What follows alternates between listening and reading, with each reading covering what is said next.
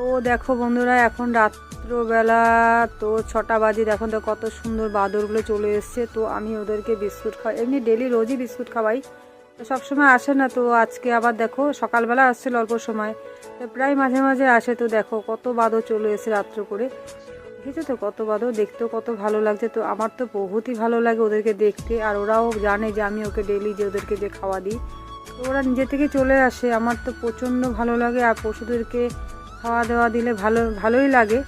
তো দেখো ওরা কীভাবে খাচ্ছে। হ্যাঁ, তো এখন ওরা খেয়ে দিয়ে আবার চলে যাবে, কোথায় থাকবে জানিয়ে না। তো নিশ্চয়ই টিনের উপরে গাছের উপরে এখন রাত্রটা হয়তো কাটাবে। দেখো কত ছোটো ছোটো পুচকি পুচকি বাদরগুলো, দেখতে এত সুন্দর লাগছে, কী সুন্দর তাই না? খুব ভালো লাগছে দেখতে। দেখো আর কত সুন্দর খেলা খেলছে ওরা।